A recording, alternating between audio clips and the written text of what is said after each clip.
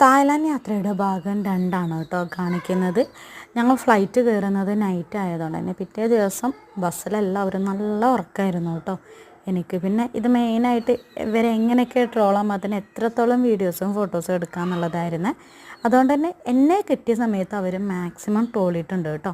അപ്പോൾ എല്ലാവരുടെയും ഫോട്ടോസ് ഞാൻ എടുക്കാൻ നോക്കിയിട്ടുണ്ടായിരുന്നേ. അത് കഴിഞ്ഞിട്ട് നോങ്നോച്ച് വില്ലേജിലേക്കായിരുന്നു കേട്ടോ പോയിട്ടുണ്ടായിരുന്നത്. ഇവിടെ നിന്നായിരുന്നേ ഉച്ചക്കത്തെ ഫുഡും കഴിച്ചിട്ടുണ്ടായിരുന്നത്.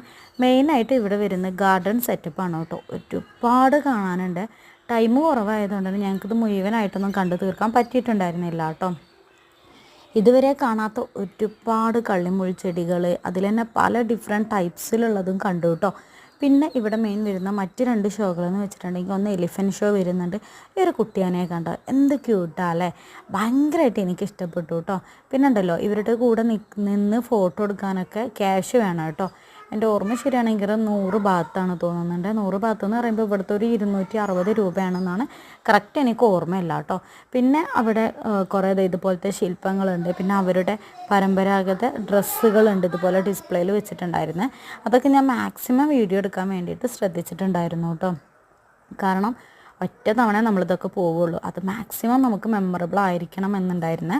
അതുകൊണ്ട് തന്നെ എല്ലാം കവർ ചെയ്യാൻ വേണ്ടിയിട്ട് ട്രൈ ചെയ്തിട്ടുണ്ടായിരുന്നു. പിന്നെ അവരുടെ കുറച്ച് ഷോകളുണ്ടായിരുന്നു കേട്ടോ. ഈ ഒരു ഷോ എല്ലാം തന്നെ സൂപ്പറായിരുന്നേ. ഇങ്ങനെ കണ്ണിങ്ങനെ ഇങ്ങനെ ചിമ്മാതെ നമ്മൾ നോക്കിക്കുക എന്നൊക്കെ പറയില്ലേ, അതുപോലെ ഒരവസ്ഥയായിരുന്നു കേട്ടോ ഈ ഒരു ഓരോ പ്രോഗ്രാമും.